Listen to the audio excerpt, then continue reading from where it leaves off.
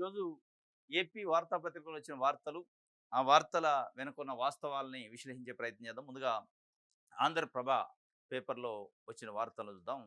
దాదాపు అన్ని పేపర్‌లో తెలుగుదేశం పార్టీకి సంబంధించిన మహానాడు, ఆ మహానాడులో తెలుగుదేశం పార్టీ అధినేత చంద్రబాబు నాయుడు గారు, వర్కింగ్ ప్రెసిడెంట్ లోకేష్ గారు మాట్లాడిన మాటల్ని ప్రధాన బ్యానర్ ఐటెమ్‌గా ఏశారు.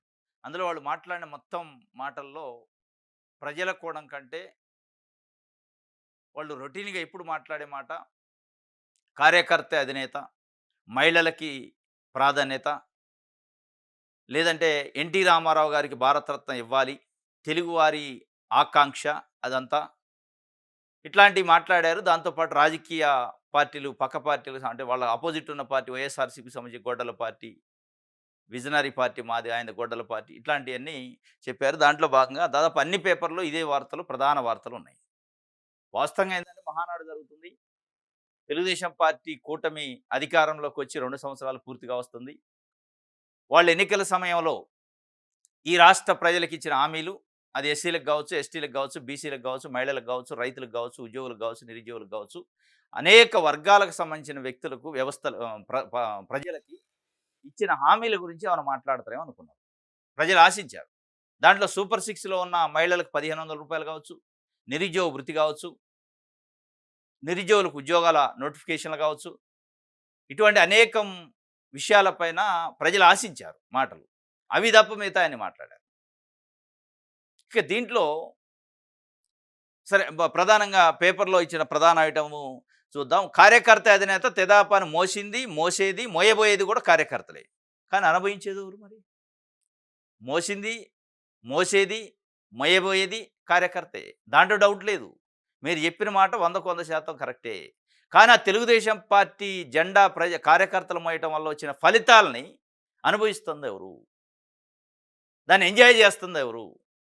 కార్యకర్త అధినేత అంటున్నారు. ఎప్పుడు కార్యకర్త అధినేత అయితరు? ఏ కార్యకర్త అధినేత అయిండు? మొన్నటి వరకు ఏం చెప్పారు? కార్యకర్తలే దేవుళ్ళన్నారు. ఆ దేవుళ్ళని తీసేసి ఇప్పుడు కార్యకర్త అధినేత అంటున్నారు. అయిండా కార్యకర్త అధినేత? 1995లో ఎన్టీ రామారావు గారి నుంచి పార్టీని తీసుకున్న అప్పటి నుంచి ఈ రోజు వరకు చంద్రబాబు నాయుడు గారు తప్ప ఇంకొకళ్ళు లేరు అధినేతలు. అధినేత అంటే ఒకడే ఉంటాడు. దాని తర్వాత ఇప్పుడు వారి కుమారుడు నారా లోకేష్ గారు అధినేత అవుతుండు. వర్కింగ్ ప్రెసిడెంట్‌గా ఎలివేట్ చేశారు. షాడో ముఖ్యమంత్రిగా వ్యవహరిస్తున్నారనే విమర్శలు కూడా ఉన్నాయి. తప్ప ఏ కార్యకర్త అయిండు? నారా లోకేష్ గారు పుట్టక ముందు నుంచి, అంటే పుట్టిన తర్వాత చిన్న పిల్లగాడు ఆయన స్కూలింగు టైం నుంచి తెలుగుదేశం పార్టీ జెండా మోస్తున్న కార్యకర్తలు ఉన్నారు. కాయలు కాసే వరకు భుజాలు. ఏం వాళ్ళు గాలే అధినేత?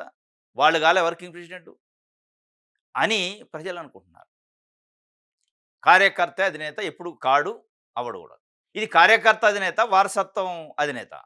వారసత్వంగా వచ్చే అధినేత అంటే వారసత్వంగా వచ్చే అధినేత లెక్కనే ఇది నారా లోకేష్ గారిని వర్కింగ్ ప్రెసిడెంట్‌గా చేసిన తర్వాత ఉంది. ఆ ప్లేస్‌లో యనమల రామకృష్ణుడు గారు, లేదా ఇంకా సీనియర్ కళా వెంకట్రావు గారు, లేదా ఇంకా చాలామంది సీనియర్స్ ఉన్నారు. పల్లా శ్రీనివాసరావు ఇప్పుడు ప్రెసిడెంట్‌గా ఉండు రాష్ట్రానికి. వారు, అచ్చెన్నాయుడు గారు, అటువంటోళ్ళు లేదా రామ్మోహన్ నాయుడు గారు అయ్యుంటే వాళ్ళు కార్యకర్త అధినేత అయ్యి చెప్పుకోవటానికి ఉంది. వాళ్ళు కార్యకర్తలు. కార్యకర్తలుగా అంటే మీ కుటుంబ సభ్యుడిని చేసుకొని కార్యకర్త అధినేత అంటే ఇంకా ఎన్ని రోజులు ఈ మాటలు చెప్తారు? ఇంకోటి మహిళలకి 33% రిజర్వేషన్ చారిత్రాత్మక నిర్ణయం తీసుకోబోతున్నాం. పార్లమెంట్ ఆమోదించినా, ఇయ్యకపోయినా. అదే మహిళలకు 1,500 ఇస్తా అని సూపర్ సిక్స్‌లో చెప్పారుగా. అది చెప్పండి ఫస్టు. మీరు మహిళలకు 33% ఇచ్చినంత మాత్రంలో మొత్తం మహిళల జీవితాలు మారవు. ఇప్పుడు చాలామంది మహిళా ఎమ్మెల్యేలు ఉన్నారు, మహిళా ఎంపీలు ఉన్నారు, మహిళా ఎమ్మెల్సీలు ఉన్నారు, మహిళా మంత్రులు కూడా ఉన్నారు. అయిందా? మహిళా లోకం మారిపోయిందా? ఒక 10 మందికో లేదా ఒక 25 మందికో మహిళా ఎమ్మెల్యే టికెట్లు ఇచ్చినంత మాత్రంలో మహిళల జీవితాలు మారవు. 1,00,00,000 మంది మహిళలు. 1,00,00,000 మంది మహిళలుకి మీరు ఇస్తున్న రూ. 1,500 లేదా ఇంకా దానికంటే మెరుగైన స్కీములు ఏదైనా పెట్టి వాళ్ళ ఆర్థిక స్వావలంబన, వాళ్ళ ఆర్థిక స్వతంత్రానికి మీరు పునాది ఇస్తే అది మారిద్ది. ఇది ఈ మధ్య కాలంలో బాగా చెబుతారు. మహిళలు, మహిళలు, మహిళలు. దీంతో పాటు చాలా ఆశ్చర్యకరమైన, చాలా దురదృష్టం కూడా. వాస్తవంగా మనం చెప్పుకోవాలంటే ఎన్టీ రామారావు గారు పార్టీ పెట్టిండు. 9 నెలల అధికారంలో తీసుకొచ్చింది వాస్తవమే. ఆయన ఒక చరిత్ర సృష్టించిండు. సరే భారతరత్న ఇవ్వాలనే డిమాండు ఉంది. కానీ చాలా ఆశ్చర్యకరంగా 1995లో చంద్రబాబు నాయుడు గారు పార్టీని తీసుకున్నప్పటి నుంచి ఈ రోజు వరకు బీజేపీతోని అంటగాగుతూ సెంట్రల్ గవర్నమెంట్‌ని ఆయన ఒక రిమోట్ కంట్రోల్‌తోని ఆపరేట్ చేసినట్టు చేసిండు బీజేపీ వాజ్పేయి ప్రధానమంత్రిగా ఉన్నప్పుడు 2004 వరకు. అప్పుడు రాలేదు మరి? ఎవరు ఆపుతున్నారు? ఎన్టీఆర్‌కి భారతరత్నని అడ్డుకునేరెవరు? అడ్డంకి ఎవరు? దాన్ని ఆపుతుందెవరు? పదే పదే ఇవ్వాలి, ఇవ్వాలని ఎవరు ఇవ్వాల్సిందెవరు? తీసుకోవాల్సిందెవరు? ఆ తీసుకోవాల్సిన వాళ్ళ వల్ల ఆగుతుందా? ఇవ్వాల్సిన వాళ్ళ వల్ల ఆగుతుందా? ఇవ్వాల్సింది కేంద్ర ప్రభుత్వం, అనౌన్స్ చేయాల్సింది కేంద్ర ప్రభుత్వం. కేంద్ర ప్రభుత్వం ఆ రోజు, ఈ రోజు వాజ్పేయి ఉన్నప్పుడు గాని, ఇప్పుడు గాని మీ చేతిలో ఉంది. మధ్యలో మన్మోహన్ సింగ్ ఉన్న ఒక 10 ఇయర్స్ కాంగ్రెస్ పార్టీ ఉంది తప్ప మిగతా మొత్తం ఎన్‌డీఏ గవర్నమెంటే. మిగతా మొత్తం ఉన్న ఎన్‌డీఏ గవర్నమెంట్‌కి మీరే మద్దతిస్తున్నారు. మీ ఎంపీల మద్దతుతోనే అక్కడ ప్రభుత్వం ఉంది. ఏం భారతరత్న ఎన్టీ రామారావుకి ఇస్తే తప్ప మేము మద్దతు ఇవ్వమని ఏ రోజన్నా అన్నారా? ఇవ్వాలి అని ఎవరిని అడుగుతున్నారు? మీరే ఆ ప్రభుత్వంలో ఉన్నారు. కేంద్ర మంత్రి పదవులు తీసుకుంటారు. మోడీ గారికి, అమిత్ షాకి సన్మానాలు చేస్తారు. అయినా మరి భారతరత్న రాదు. అడ్డుకుంటుంది ఎవరు? ఎందుకు అడ్డుకుంటున్నారు? దేనివల్ల భారతరత్న రావట్లే? ఎప్పుడైనా ఎక్స్‌ప్లెయిన్ చేశారా? ఒక సెంటిమెంట్. తెలుగువారి ఆకాంక్ష భారతరత్న ఎన్టీ రామారావు గారికి ఇవ్వాలని తెలుగు ప్రజల ఆకాంక్ష. తెలుగు ప్రజలకు ఆకాంక్ష మీకుందా లేదా? తెలుగు ప్రజలకు నిజంగానే ఉంది. మెజారిటీ తెలుగు ప్రజలకి ఎన్టీ రామారావుకి భారతరత్న ఇవ్వటం అనేది పెద్ద అభ్యంతరం లేకపోవచ్చు. కానీ అభ్యంతరం వల్ల మీకే ఉందా? మీ తెలుగుదేశం పార్టీలో నాయకులకి మీకు ఉండటం వల్లనే రావట్లేదా? నిజంగానే మీకు ఆ ఆకాంక్ష ఉంటే ప్రజలకున్నది వాస్తవమే, దాంట్లో డౌట్ లేదు. ప్రజలకున్న ఆకాంక్ష మీకెందుకు లేదు? మీకుంటే ఎందుకు రావట్లే? మీరు కేంద్ర ప్రభుత్వాల్ని రిమోట్ కంట్రోల్‌తోని రిమోట్ చేసిన పరిస్థితి గతంలో ఉంది. రాష్ట్రపతి అబ్దుల్ కలాంని మీరే నియమించినా అని చెప్పారు. రంగరాజన్ అని అప్పట్లో గవర్నర్‌గా ఉండేది ఉమ్మడి ఏపీకి. ఆయన నేనే నియమించినా అన్నారు. చాలామంది సెంట్రల్ ఆఫీసర్‌ని, ఆర్‌బీఐ గవర్నర్‌ని నేనే నియమించినా అన్నారు. మొత్తం వ్యవస్థలను సెట్ చేసిన విజనరీ. ఇంత విజనరీగా ఉన్న చంద్రబాబు నాయుడు గారు, ఎన్టీ రామారావు గారు లాంటి వ్యక్తికి భారతరత్న తీసుకురాలేని పరిస్థితి ఎందుకుంది?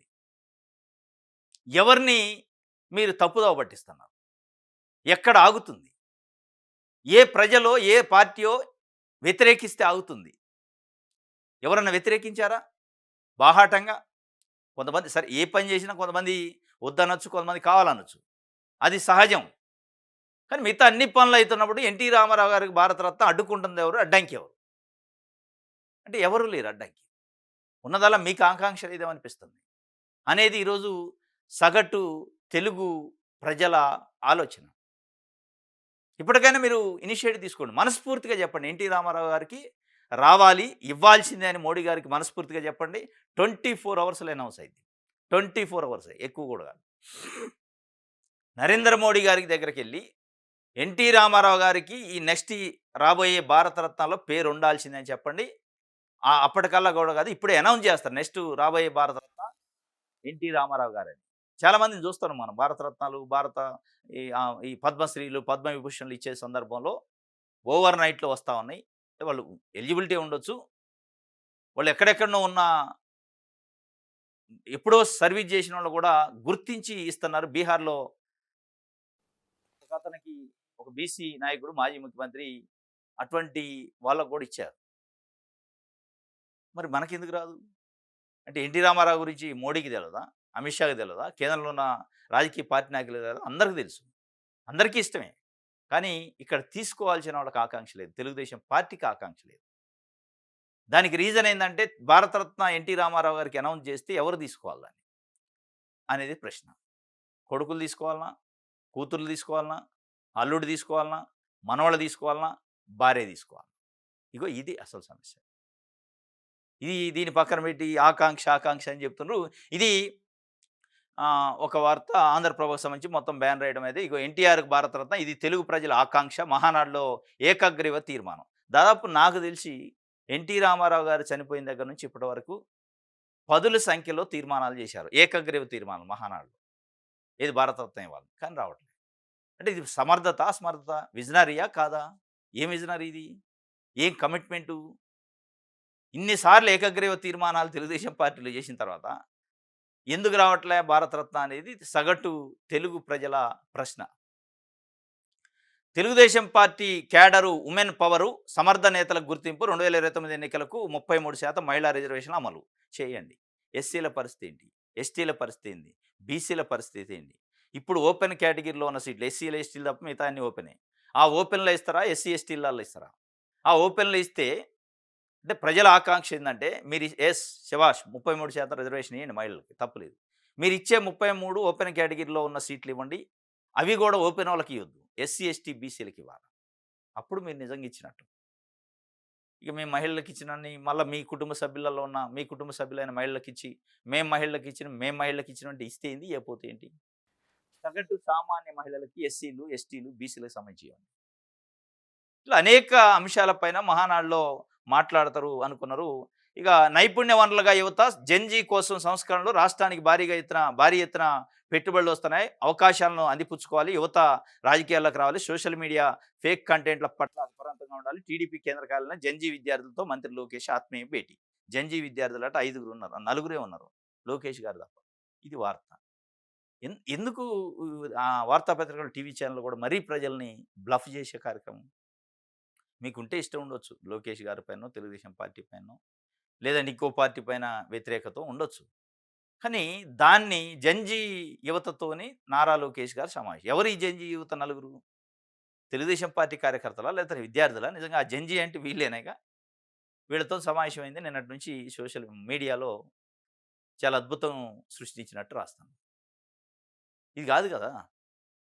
ఇప్పుడు కాక్రోచు జనతా పార్టీ అని పెట్టారు జంజీ యువత. దాన్ని సమర్థిస్తారా? వ్యతిరేకిస్తారా? వాళ్ళు అనేక ప్రశ్నలు ఈ దేశానికి, దేశ పరిపాలన చేస్తున్న నాయకులకేశారు. వాటిపైన మీ ఒపీనియన్ ఏంటి? జంజీ యువతతోని సమావేశం అయితే మీరేం మాట్లాడారు? యువతకి మీరిచ్చిన హామీలేంటి? ఏం చేయబోతున్నారు? అది ఉండదు. ఎలివేషన్. నారా లోకేష్ గారు జంజీ యువతతోని సమావేశం. నలుగురే ఉంటారా? జంజీ యువత అంటే? ఇది ఒక వార్త. హైబ్రిడ్ విధానంలో రికార్డ్ సృష్టించిందట ఇది మహానాడు. రైట్. జగన్ పీఏకు బిగిస్తున్న ఉచ్చు. 2 రోజుల పాటు కేఎన్ఆర్‌ను విచారించిన సిట్టు. రెండో రోజు 9 గంటల ప్రశ్నల వర్షం. పొంతం లేని అవే సమాధానాలు. దాటవేత ధోరణి. విజయవాడలోని ఇల్లు, కార్ల షోరూంలో తనిఖీలు, అరెస్ట్‌పై ఊహాగానాలు. మరో వైసీపీ వ్యక్తికి కూడా నోటీసులట. జగన్ పీఏకు బిగిస్తున్న ఉచ్చు. జగన్‌కు బిగిస్తున్న ఉచ్చు. వైసీపీకి నాయకులు బిగిస్తున్న ఉచ్చు. ఇది మనం దాదాపు సంవత్సరం నుంచి చూస్తున్నాం. ఆ బిగించే ఉచ్చుకి ఆ తాడు లేదు, ఉచ్చు లేదు. కోర్టులో ఛార్జ్‌షీట్ ఏస్తే సరైన ఆధారాలు లేక అసలు ఆ కేసు నిలబడిద్దా? ఉంటదా? లేని పరిస్థితిలో ఉంది. దీనికోసం పబ్లిసిటీ, ఎలివేషన్, పేపర్లు, పేజీలకు పేజీలు వార్తలు, అది మనం చదవటం. ఆ వార్తలు ఆహ్, ఏయటం వల్ల అసలు సామాన్య ప్రజలకున్న కష్టాలని, నష్టాలని, వాళ్ళకున్న ఇబ్బందుల్ని ఏయలేని పరిస్థితి వార్తలు, టీవీ ఛానెల్ ఇదనమాట. బిగిస్తుంది ఉచ్చు అంటున్నారు. ఆ ఉచ్చు ఏయాలంటే తాడు ఉండాలి ఫస్ట్. ఆ తాడు లేని ఉచ్చు ఏంది ఇది? తాడు లేని ఉచ్చు అంటే ఆధారాలు లేని కేసు అయింది. ఆధారాలు లేని కేసని కోర్టుకి ఇచ్చిన ఛార్జ్‌షీట్ వల్ల తెలుస్తది. అన్ని వేల కోట్లు, ఇన్ని వేల కోట్లు అక్కడ చేతులు మారినయి, ఇక్కడ చేతులు మారినయి అంటున్నారు. ఎక్కడ చేతులు మారినయి? ఏ కోట్లు ఎక్కడున్నాయి? ఏ అకౌంట్‌లో ఉన్నాయంటే ఎవడు చెప్పే పరిస్థితి. ఇది నిన్న దీనికి సంబంధించి ఒక వార్తని ఇన్వెస్టిగేషను చేస్తున్నట్టు ఇచ్చారు. ఇది ఆంధ్రప్రభకు సంబంధించి. ఇక ఆంధ్రజ్యోతిలో ఏమిచ్చారంటే సహజంగానే ఇక తెలుగుదేశం పార్టీ మహానాడు అది హైలైట్, హిట్ అని రాస్తారు. Hybrid Mahanadu super hit. ఇక ఆంధ్రజ్యోతి పేపర్ ఇది రాయకపోతే సూపర్ హిట్ అని సూపర్ హిట్టే దాంట్లో డౌట్ లేదు. సూపర్ హిట్ అయిందా? కాలేదా? సూపర్ హిట్ అనే తెలుగుదేశం పార్టీ చెప్పింది. మనం అదే రాస్తారు మీరు వార్తలు. కానీ ఈ సూపర్ హిట్‌లో ప్రజల సమస్యలేవి? ప్రజలకిచ్చిన హామీలేది? ప్రభుత్వ పరిపాలన ప్రజలకి ఇంక చేయాల్సేముంది? ప్రభుత్వం ఎన్నికలకు ముందు ఈ పార్టీలు ఇచ్చిన హామీలేంటి? దాని గురించి ఎక్కడ మాట్లాడినా సూపర్ హిట్ అయిందన్నాడు. ఎందుకు హిట్ అంటే నారా లోకేష్ గారు వర్కింగ్ ప్రెసిడెంట్ అయ్యిండు. హైబ్రిడ్ మోడల్‌లో దీన్ని కండక్ట్ చేశారు. చాలా అద్భుతమైన 1851 క్లస్టర్‌లో పార్టిసిపేట్ చేశారన్నారు. ఆ క్లస్టర్‌లో ఖాళీగా ఉన్నాయని కొంత ఆరోపణ ఉంది. అయినప్పటికీ హిట్ అయింది. సరే హిట్ అయితే అయింది. ఆ హిట్‌లో ప్రజల 21 తీర్మానాలు చేశారు. ఆ 21 తీర్మానాలు ఎప్పుడుండే ఎస్సీల కోసం, ఎస్టీల కోసం, మహిళల కోసం, రైతుల కోసం, విద్యార్థులు, నిరుద్యోగులు. మళ్ళా వాళ్ళ గురించి మనం మేనిఫెస్టోలో పెట్టాల్సొస్తుంది. వాళ్ళు వెనకబడి ఉన్నారు. వాళ్ళని ముందుకు తీసుకురావాలని.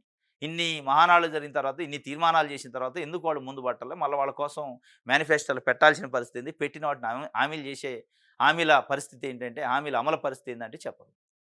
ఇది ఒక పార్టీ అయితే, ఇది ఒక వార్త అయితే గొడ్డల party never again NDA again and again. ఇదే మా నినాదం బాబు. రాష్ట్రంపై గొడ్డల వేటు పడకూడదు. గొడ్డల party never again. NDA again and again. గొడ్డల పార్టీ నెవర్ అగైన్ అనట్లేదు. జగన్మోహన్ రెడ్డి మళ్ళీ వస్తాడా అనే ఒక డౌట్‌తోని మాట్లాడినట్టుంది. ఒక గొడ్డల పార్టీ అని ఒక ట్యాగ్ లైన్ పెట్టారు. అది ప్రజల యాక్సెప్టెన్సీ ఉందా గొడ్డల పార్టీకి? లేదా వాళ్ళు వైసీపీ అనుకుంటున్నారా? మీరనే గొడ్డల పార్టీని ప్రజలు ఎట్లా మాట్లాడుకుంటున్నారో తెలవకుండా అగైన్, అగైన్, అగైన్ మేమే వస్తాం. Never again. అంటే ఇది ఇది ఇప్పటికే దానిపైన చర్చ ఉంది. ఇంకోటి ఎన్టీఆర్‌కి భారతరత్న ఇవ్వాలి. మహానాడు వేదికగా తీర్మానం. తెలుగువారి ఆత్మగౌరవం కోసం జీవించారు. సమాజమే దేవాలయం, ప్రజలే దేవుళ్ళును పార్టీకి శాశ్వత నినాదంగా మార్చారు. వాస్తవమే. ఎన్టీఆర్ జీవితం స్ఫూర్తిదాయకం. ఆయన ఆశయాలు నెరవేర్చేందుకు కూటమి కట్టుబడి ఉంది. నరేంద్ర మోడీ గారు ఎన్టీఆర్ జీవితం స్ఫూర్తిదాయకం అంటాడు. చంద్రబాబు నాయుడు గారు ఎన్టీఆర్‌కి భారతరత్న ఇవ్వాలి. ఇది తెలుగువారి ఆకాంక్ష అంటారు. మరి ఆకాంక్ష లేనిది ఎవరికి? ఇవ్వాల్సిన నరేంద్ర మోడీకే, తీసుకోవాల్సిన తేవాల్సిన చంద్రబాబు నాయుడు గారికే ఎందుకు రావట్లే భారతరత్న? ఇది తెలుగు ప్రజలకి అనుమానం. వాళ్ళ వాళ్ళ మనసులో ఉన్న ప్రశ్న. జగన్ అధికార అండతో పీఏ దోపిడీ పర్వం. 10,000 జీతం నుంచి కేఎన్ఆర్ వందల కోట్లకు కబ్జాలు, వసూళ్లు, సెటిల్మెంట్ల జోర్లు. ఇదే ప్రజలకు అర్థం కాదని జగన్ అధికారం అండతోని చాలామంది పీఏ అంటున్నారు. చాలామంది దోపిడీ చేశారు. దోపిడీ వేల కోట్లు, వందల కోట్లు కరప్షను, అవినీతి, అక్రమాలు జరిగినాయి. వెనకేశారు అని అంటున్నారు. చాలామంది చంపేశారు రక్త చరిత్ర. మరి ఆ చంపేసిన వాళ్ళని ఎందుకు వదిలేస్తున్నారు? ఇటు సంపాదించిన వాళ్ళని ఎందుకు వదిలేస్తారు? దోపిడీ చేసిన వాళ్ళని ఎందుకు వదిలేస్తున్నారు? కేంద్రము, రాష్ట్రంలో డబుల్ ఇంజిన్ సర్కార్ ఉన్నాక మనుషులను చంపి రక్త చరిత్ర రాసినారు. ఆ చంపిన దోషులను ఎందుకు వదిలేస్తున్నారు? వివేకానంద రెడ్డిని గొడ్డలతోని చంపారు అంటున్నారు. మరి ఆ గొడ్డలతోని చంపింది మీకు తెలుస్తున్నాక పార్టీని అదే ప్రభుత్వాన్ని పరిపాలనలో ఉన్నారు. పరిపాలించేవాళ్ళు కూడా చంపారంటే మరి పట్టుకోవాల్సింది ఎవడు? పరిపాలనలో ఉన్నోడు కూడా దోపిడీ చేశారు. మరి దోపిడీ చేసినోళ్ళది రికవరీ ఏది? ఇది కాదా ప్రజలు అడుగుతుంది? ఇది ఉండదు. ఇది జగన్ అధికారం అండతోని పీఏ దోపిడీ చేసిండట. సరే ఇది ఆంధ్ర జ్యోతికి సంబంధించి ప్రజాశక్తి చూద్దాం. ప్రజాశక్తిలో కూడా సేమ్ మహానాడుకు సంబంధించి బ్యానర్ ఐటమ్. కలిసే ఉంటాం అని ఒక తీర్మానం చేసుకున్నారట. ఎవరు కలిసి ఉండేదంటే ఎన్డీఏ కూటమి.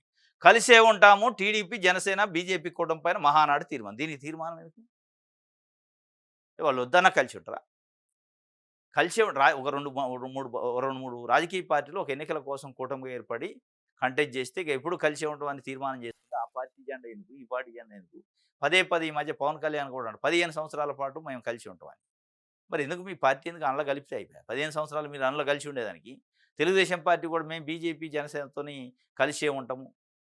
ఉండండి. ఆ కలిసి ఉండటం వల్ల ఈ రాష్ట్రానికి వచ్చేదేంటి? ఒరిగేదేంటి? ఒరిగిందేంటి? అది చెప్పాలి. కలిసి ఉండటం అంటే ఎట్లా ఉంటారు? ఇన్‌స్టంట్ ఫ్రెండ్‌గానా? పర్మనెంట్ ఫ్రెండా? అమిత్ షా గారు ఈ మధ్య కాలంలో అన్నట్టు బయటకొచ్చిన వార్తలు ఇన్‌స్టంట్ ఫ్రెండ్ మాత్రమే తెలుగుదేశం పార్టీ చంద్రబాబు నాయుడు గారు. జగన్మోహన్ రెడ్డి పర్మనెంట్ ఫ్రెండ్ అని ఆయన ఏదో చెప్పిండు. మరి ఆ రెండిట్లో ఏది ఇన్‌స్టంట్ ఫ్రెండ్‌గా కలిసి ఉంటారా? పర్మనెంట్ ఫ్రెండా? అనేది ఇప్పుడు ఒక క్వెషన్. గతంలోనూ బీజేపీతో కలిసే ఉన్నాం. రాష్ట్ర ప్రయోజనాల కోసమే బంధం. ఒక్కొక్కసారి కలిసినప్పుడేమో రాష్ట్ర ప్రయోజనాలు, విడిపోయినప్పుడు మరి 2019లో 2018లో బయటకొచ్చారు. ఆ రోజు ఏం మాట్లాడారు?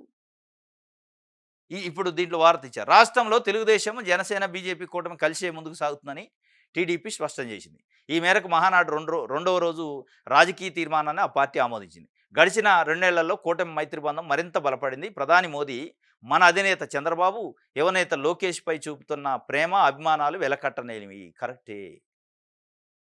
నారా లోకేష్ గారి పైన, నారా చంద్రబాబు నాయుడు గారి పైన మోడీ గారు ప్రేమ, అభిమానం చూపిస్తే రాష్ట్ర ప్రజలకేం సంబంధం? ఈ రాష్ట్రం పైన, రాష్ట్రంలోని 5,00,00,000 మంది ప్రజల పైన నిజంగానే మోడీ, కేంద్ర ప్రభుత్వం ప్రేమ, అభిమానాలు చూపిస్తే, వాళ్ళ ఆశీస్సులు ఇక్కడ ఉంటే, వాళ్ళు ఇక్కడ చేయాల్సిన సమస్యలకి నిధులు విడుదల చేస్తే, అది కదా!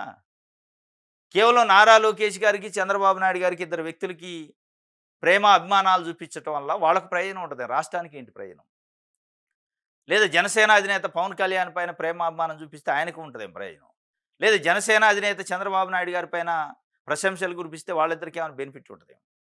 ఈ 3 పార్టీల్లో ఉన్న ముఖ్య నాయకులు వాళ్ళ ఒకళ్ళ పైన ఒకళ్ళు ప్రశంసలు, సన్మానాలు చేసుకోవటం వల్ల ఈ రాష్ట్రంలో ఉన్న 5,00,00,000 మంది ప్రజలకి ఏమిటి సంబంధం? ఏమొస్తది? ఏమొచ్చింది? ఇది కదా కావాల్సింది. మీరు కలిసే ఉంటాం, మేము కలిసే ఉంటాం. ఎందుకంటే చంద్రబాబు నాయుడు గారిని, లోకేష్ గారిని చాలా గౌరవిస్తున్నారు. దగ్గర తీసుకుంటున్నారు. ప్రేమ, అభిమానాలు కురిపిస్తున్నారు. వాళ్ళిద్దరికీ ప్రేమ, అభిమానాలు కురిపించినంత సేపు కలిసి ఉంటారా? వాళ్ళిద్దరిని వద్దు మీరు పర్మనెంట్ ఫ్రెండ్స్ కాదు, ఇన్‌స్టంట్ ఫ్రెండ్ మాత్రమే మీరంటే ఈసడించుకుంటే అప్పుడు మళ్ళీ వచ్చి బ్లాక్ షర్ట్స్ ఏస్తారా? ధర్మ పోరాట దీక్షలు చేస్తారా? బీజేపీ ఈ దేశానికి పట్టిన చీడ అని మీరే చెప్తారు కదా! అమిత్ షా, మోడీ లాంటి వ్యక్తులు ఈ దేశంలో ఉండటానికి అర్హతే లేదని చంద్రబాబు నాయుడు గారు చెప్పిండుగా. అంటే ఆ రోజు ప్రేమాభిమానాలు లేవు కాబట్టి అది. ప్రేమాభిమానాలు ఉంటే రాష్ట్రం అవసరం లే. కూటమి కలిసి ఉంటది.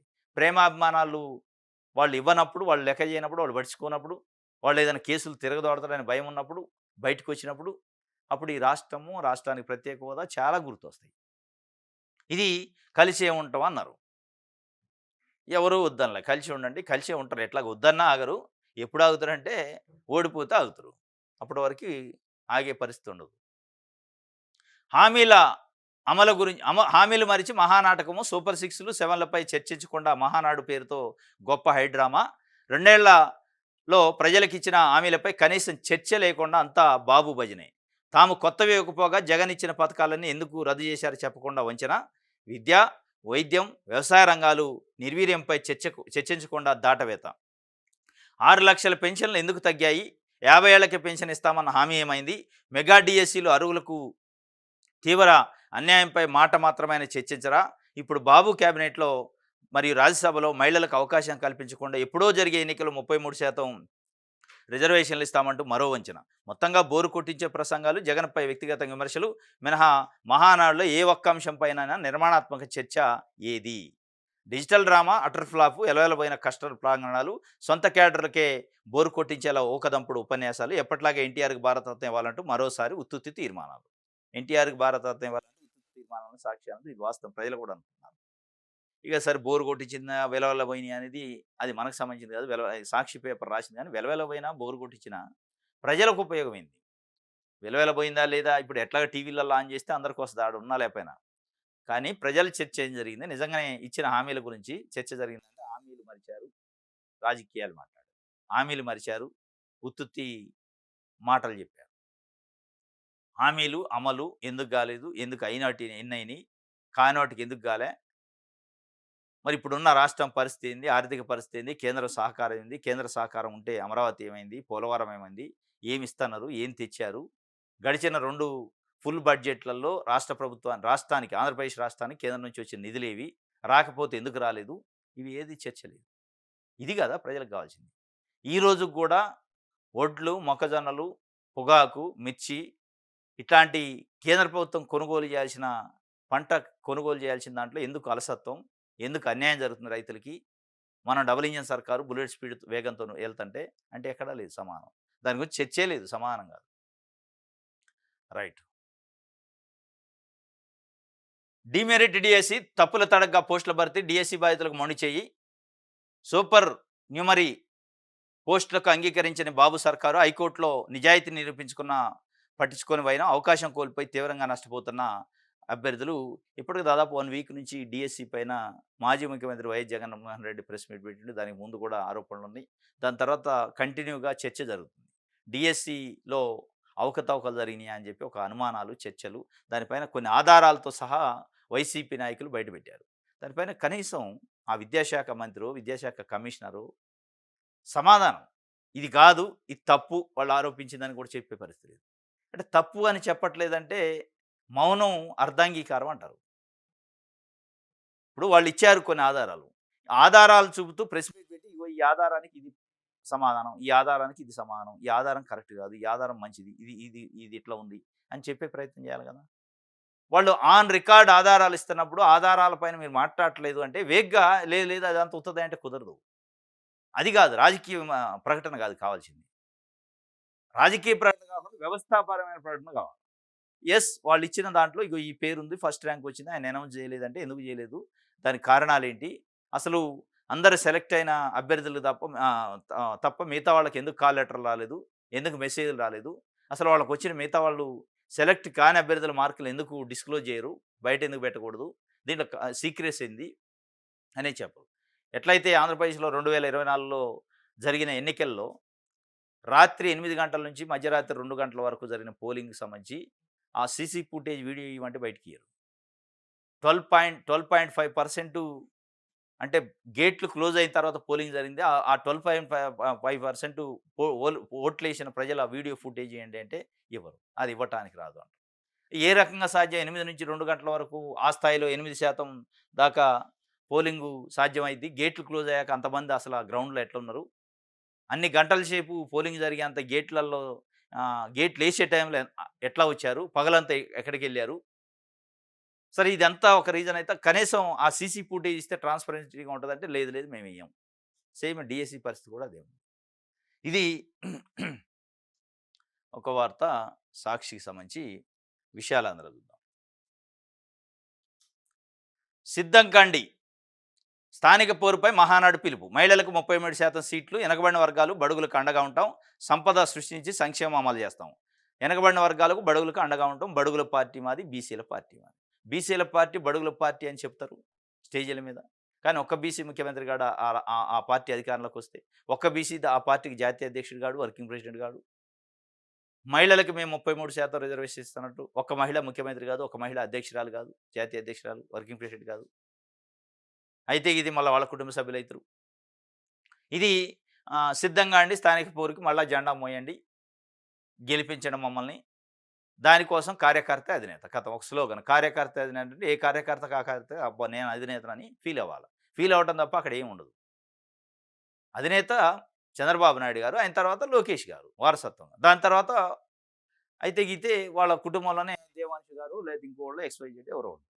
ఏ రోజు కూడా మీరు చెబుతున్న కార్యకర్త అధినేత గాడు, మీరు చెబుతున్న కార్యకర్త త్యాగం చేసిన కార్యకర్త ముఖ్యమంత్రి గాడు. మీరు నచ్చితే మంత్రి అయితురో లేకపోతే ఎమ్మెల్యే అయితురో, ఎమ్మెల్సీ అయితురు. అంతకు తప్ప మీరిస్తే తీసుకోవాల్సిందే. ఆ ఇచ్చే ప్లేస్‌లో అధినేతలను బెటరు. ఇదనమాట. సిద్ధంగా అండి గెలిపియటానికి. రాజకీయాల్లోకి యువత. మోడీ సర్కార్ మెడలు ఉంచుతాం. ఏది పెట్రోలు, డీజిల్ ధరల పైన. చాలా దురదృష్టమైంది. పెట్రోలు, డీజిలు ధరలు ఈ మధ్య కాలంలో 1 వీక్‌లో ₹8 పెరిగింది. దానిపైన మహానాడులో మాట లేదు. ఎందుకు పెరిగింది? అసలు ఏంటి? దాన్ని ఏం చేయాలని? అంటే ప్రజల కోసం కాదు ఈ మహానాడు. మీ పార్టీ కోసం మిమ్మల్ని మీరు సమర్థించుకోవడానికి, మీరు ప్రచారం చేసుకోవడానికి మహానాడు. మహానాడు అంటే ఎన్టీ రామారావు గారి జయంతికి సంబంధం. ఆ జయంతి సందర్భంగా ఎన్టీ రామారావు కలలు కన్న ఈ రాష్ట్రం, ఎన్టీ రామారావు గారి కలలు కన్న ప్రజలు, వాళ్ళ గురించి చర్చ లేకపోతే ఏం మహానాడది? ఏదో నామకే వాస్తేకి 21 తీర్మానాలు చేశారంటే, ఆ తీర్మానాలలో ఇప్పుడు ప్రధానంగా దేశం ఎదుర్కొంటున్న పెట్రోలు, డీజిలు, గ్యాస్ ధరల పెంపు, ఆ పెంపుకు సంబంధించి ప్రభుత్వంలో ఉన్న అధినేతలుగా, నాయకులుగా, కేంద్ర ప్రభుత్వంలో కూడా భాగస్వామ్యపక్షంగా ఉన్న పార్టీగా మీరేం చెప్తారు? ప్రజలు ఆశించరా? అడగరా? దానిపైన మాట లేదు. రైట్. ఇది విషయాలు అందుకు సంబంధించి. ఇక సూర్య పేపర్‌లో కూడా దాదాపు బ్యానర్ ఐటెమ్ అది. ఎన్టీఆర్‌కి భారతరత్న ఇవ్వాలి. రెండో రోజు మహానాడులో ఏకగ్రీవ తీర్మానం. రెండో రోజు ఏంది? రెండో రోజు కాదు, మొదటి రోజు కాదు. ఇప్పటికి ఎన్ని తీర్మానాలు చేశారు? ఎందుకు అమలు కావట్లే? దానిపైన ఎందుకు ఉద్యమం చేయలేకపోతుంది తెలుగుదేశం పార్టీ? ఎందుకు తేలేకపోతుంది? భారతరత్న. అంటే తెచ్చే ఇంట్రెస్ట్ లేదు. ప్రకటనల కోసం అయితే చేస్తారు గానీ, పనిలో లేదు అని దాన్ని బట్టి అర్థమైతుంది.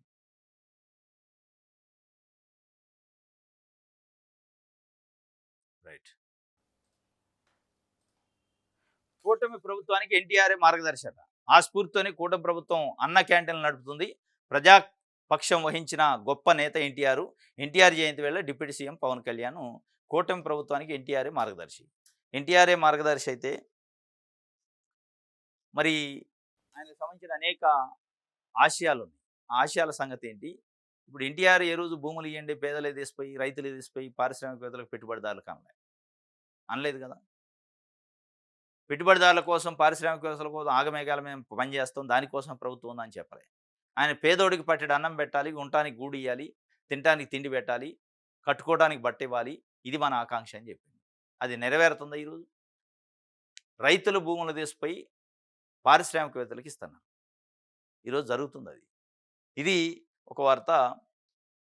రైట్. ఇది ఈరోజు న్యూస్ అనాలిసిస్. రేపు తాజా వార్తలతోని తిరిగి కలుసుకుందాం. Thank you.